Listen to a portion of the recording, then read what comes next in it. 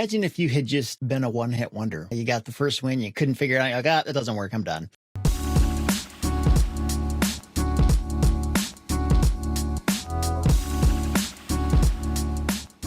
There's moments of opportunity in life when you can pick which road you want to go down. A lot of that has to do with your beliefs, I think. You know, like if you believe that this works or believe that it doesn't, whatever you believe, that's going to be the truth. Right, right. And I actually wanted to make a quick note on that because I remember when we had that first conversation, me and the seller, he was interested in selling all of his acreage.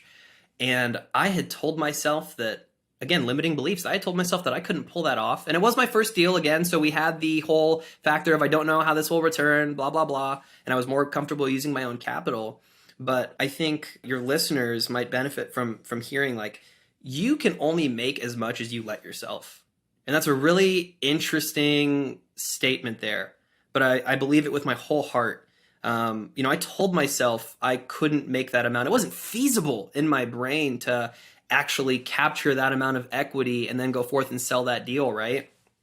And so really thinking about, well, there's not really a ceiling, right? Like we live in a capitalist society, love it, hate it, whatever you want, your opinions. The fact of the matter is we live in a capitalist society and it's up to you whether you want to capitalize on that.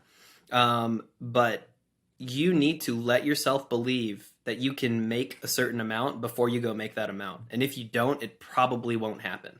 I think it's Brandon Turner that talks about how success is never a surprise, right? You never wake up one day and say, oh my gosh, I've got washboard abs. That'd be so awesome. Yeah, right. That would be awesome. But it's the same thing with investing. I don't know a single millionaire that woke up one day and said, oh, hey, look at that. We're a millionaire, right? It came from consistency, discipline, hard work, intention, focus, right?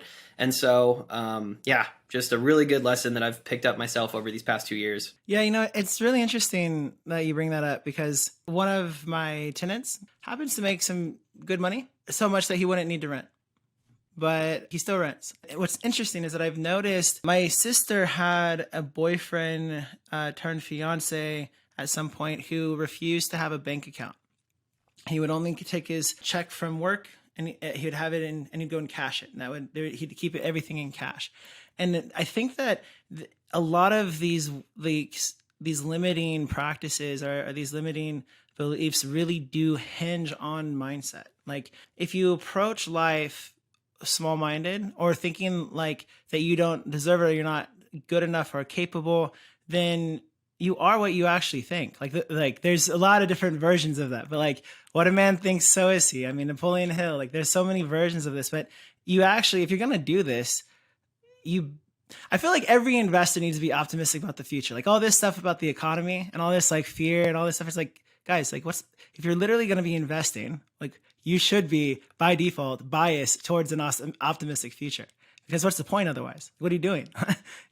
So I don't know. I don't know where I was going with that, but I really liked what you said there. To add on that, though, just to like illustrate that point even further, because I think a lot of us have heard that, like you are what you believe or your thoughts guide your life, all this stuff, which is true. But I was thinking, like, what are some crazy things people do that they do it because of their beliefs?